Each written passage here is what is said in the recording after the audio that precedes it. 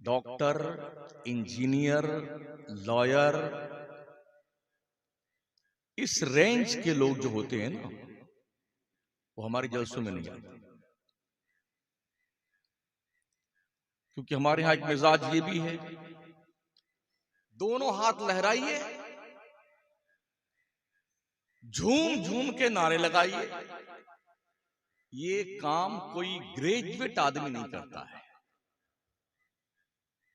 आज जो दिन भर झूमता रहता वही करता है।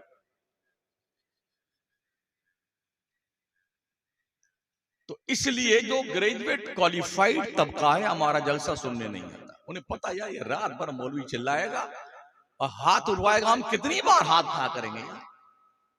कभी अम्मा का हवाला दे करके, कभी अम्मा अब्बा का हवाला देके, कभी अपने पीर के नाम ना उठाए तो पीर का गुस्ताख हो गया। इसके दिल में अम्मा की मोहब्बत नहीं, इसीलिए हाथ नहीं उठाया। मतलब फौरन ही फतवा भी आ जाता है।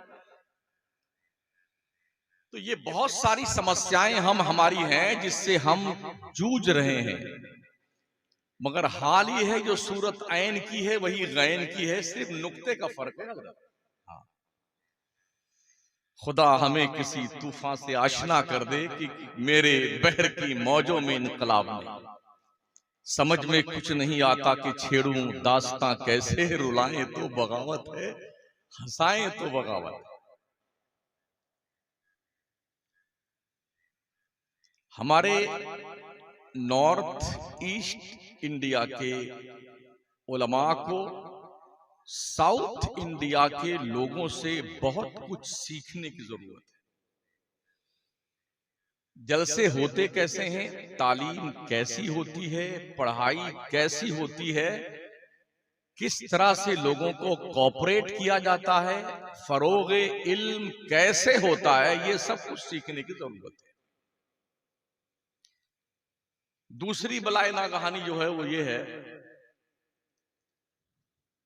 यहां पर भी आने के बाद कुछ तबका जो है इनकी हिमायत का होता है, कुछ उनकी हिमायत का होता है।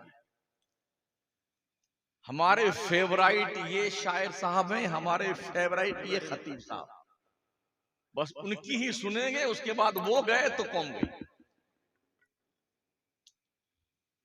तो एक तो ये मिजाज बदलने के जलसा 12 बजे के अंदर खत्म हो।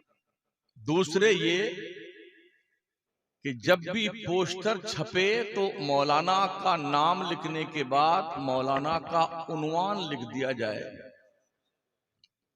और उनका टाइम लिख दिया जाए कि हजरत आप तैयारी करके आइएगा और इतनी ही देर तक आपको बोलना और इस टॉपिक पे बोलना है।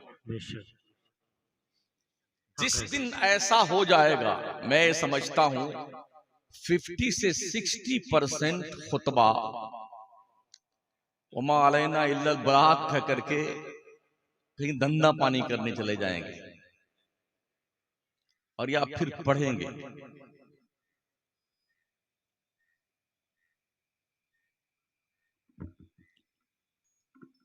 बड़ा अलमिया है कि एक ही तकरीर करने वाले हमने मुकर्रिर भी देखे हैं, पूरे मुल्क में एक ही तकरीर करते हैं वो, मगर तारीख नहीं खाली।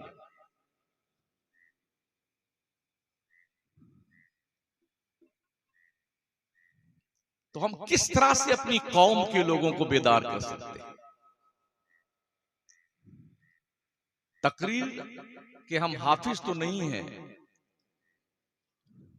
हाफिज कुरान चाहे कोई सुने चाहे ना सुने, उसे तरावी तो 20 रकात पढ़ाना ही है। हमें तो लोगों को देखने के बाद तकरीर याद आती है कि तकरीर क्या करना है, यहीं आके सोचते हैं। अगर हमको तकरीर याद रहती तो भले कोई सुने चाहे ना सुने, हमको 1 घंटा तो सुनाना ही है, जबरदस्ती सुनाएंगे।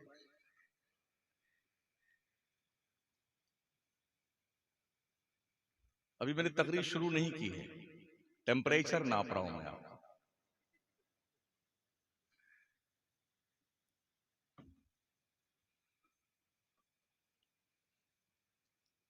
शायद लोग इतना परेशान हुए कि हाई कोर्ट और सुप्रीम कोर्ट को फैसला देना पड़ा, अब जलसे वलसे करना है तो 10 बजे तक परमिशन मिलेगी। आप यही हो रहा है ना।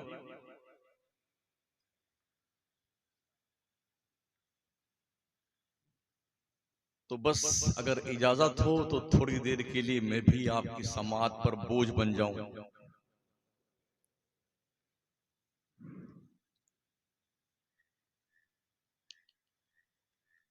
दुरूशी पढ़ लें। अल्लाहुम्मा सल्ली अला सय्यिदिना व मौलाना मुहम्मदिन व अला आलिहि व सहबिहि व बारिक व सल्लिम सलातun व सलामन अलैका या रसूलल्लाह अलैका सल्लल्लाहु मोहम्मद वो किताबे कौन के तोराए पेशानी, मोहम्मद वो हरीमे कुद्स के शमे शबिस्तानी, तराशा जिनके नाखुन का हिलाले आसमां मंजिल, गुसाला जिनके तलवों का जुलाले आबे हैवानी, वो उम्मी जिनके आगे मोहर बरलब बुलबुले सिदरा, वो नातिक जिनके आगे अक्ले कुल तिफले दबिस्तान। दारुल अहले सुन्नत फैजुल मुस्तफ़ा का सालाना जलसे दस्तार बंदी का एक खूबसूरत मंजर, जिसमें दारुल से फारिग होने वाले तलबा जिन्होंने कुरान मुक़द्दस के 30 पारे अपने सीनों में महफूज किए हैं, उन्हें दस्तारो सनद से अभी नवाजा जाएगा।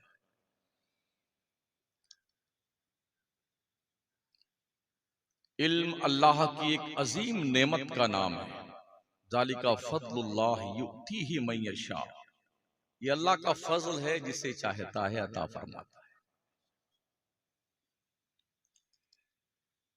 तालीम के मामले में जितना जोर इस्लाम ने दिया है, इतना ज्यादा तवज्जो और जोर और प्रेशर किसी मजहब ने नहीं दिया है तालीम।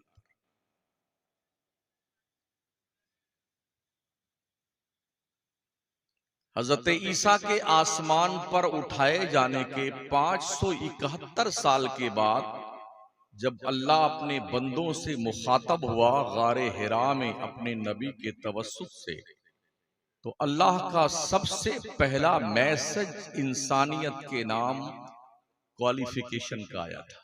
इकरा, बेशक सुभान अल्लाह, पढ़िए। क्या यह ताज्जुब नहीं है जिस कौम के धार्मिक पुस्तक का आगाज नुजूल के एतबार से क्वालिफिकेशन से हुआ हो, वो कौम दुनिया के नक्शे पे आज की तारीख में सबसे ज्यादा नाखानदा है। शेड्यूल कास्ट से भी निचले दर्जे पे हम मुस्लिम कौम के लोग हैं तालीम के मामले में। हमारे देश में जितनी भी कमीशन की कमेटियां बनाई गई हैं, चाहे वो मंडल आयोग की हो, चाहे वो कृष्णा कमीशन की हो या कोई भी हो, सबकी रिपोर्ट हमें यही बताती है कि मुसलमान तालीमी मामलात में देश के हर तबका से नीचे है। ये उस कौम का हाल है जिसके मजहबी किताब ने सबसे पहला पैगाम बेदारी का, क्वालिफिकेशन का, साक्षरता का, ज्ञान का, पढ़ने लिखने का, आगे बढ़ने का सबसे पहला पैगाम खुदा ने दिया। इस पढ़ने के मामले में भी इतने अनपढ़ हम हैं। कुरान मुकद्दस के 30 पारे अल्लाह ने हमें और आपको अता फरमाए हैं। इस किताब की पढ़ने की जब बारी आती है तो ये किताब उस वक्त पढ़ी जाती है, आम मुसलमान जो नाजरा पढ़ा होता है उस वक्त पढ़ता है जब कोई मर वर जाता है। हजरत अल्लामा मुफ्ती शमसुल हक साहब क़िबला के पास भी लोग आते होंगे, मौलाना इश्तियाक साहब के पास भी, हमारे अब्बा का इंतकाल हो गया, हजरत कुरान खानी करवा दी। यानी हमारी कौम किस कदर अक्ल के एतबार से पस्ती के जंगलों की मुसाफिर है। इस कौम ने इस मुअज्जज किताब को मुर्दों की बख्शिश की किताब बना लिया। बस कुरान शरीफ पढ़ो, अल्लाह हमारे अब्बा को बख्शवा दीजिए। अगर किसी मौलाना साहब ने कुछ भी आनाकानी करी ना तो कौम क्या कहती? आना रमजान में तब बताएंगे, चंदा देने ये धौंस भी देती। ओ लोगों, दुनिया कुरान पढ़ रही है। जो कुरान पर ईमान नहीं रखते वो कुरान बहुत पढ़ते हैं, रिसर्च करते हैं, तहकीक करते हैं, और जानते हैं पूरी दुनिया के ग्रेजुएट लोग जितना कुरान पढ़ रहे हैं उतना कुरान हम मुस्लिम कौम के लोग नहीं पढ़ते। इस कुरान को पढ़ने के बाद दुनिया चांद पर प्लॉटिंग कर रही है, अंतरिक्ष में जा रही है, आइटम बम बना रही है, मिसाइल बना रही है, सोना चांदी हीरे जवाहरात तांबा पीतल जस्ता पेट्रोल डीजल गैस घासलेट, ये कहां से लोगों को मालूम पड़ा है? कुरान के जरिए से। जिस कौम के पास ये खजाना मौजूद है वो कौम ऐसा जुजदान में एकदम बढ़िया वाला जो कपड़ा मंगाती है, ऐसे लपेट करके 4-5 मरतबा फिर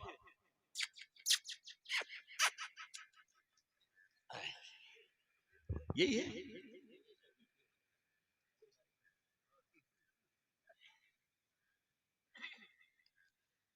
क्या हो गया हमें? लोग कुरान पढ़ करके तरक्कियां कर रहे हैं, जिसके पास ये खजाना मौजूद है वो सूरदास बन करके अंधेर नगरी में चौपट राजा की तरह घूमता है।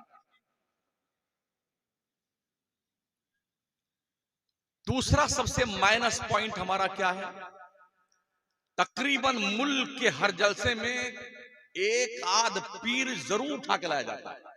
हाँ, जुब्बा कुब्बा लाल पीला गुलाबी पहन वहन करके वहीं से नारे तकबीर जिंदाबाद, चाहे गला फट जाए,